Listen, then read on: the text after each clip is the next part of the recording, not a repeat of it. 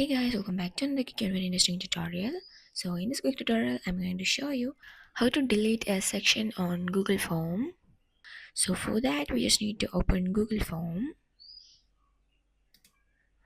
After opening it, first you just need to create a blank form. So here you can see an option called blank form. Click on that.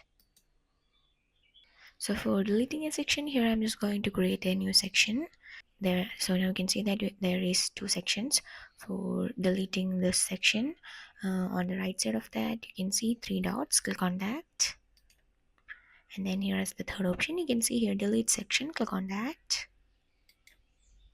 and now you can see that you had been deleted a section on Google Form. So that's it for this quick tutorial. I hope this video will be helpful for you. Make sure to do hit the like button and the subscribe button for more such quick and very interesting tutorials. See you in the next one. Take care.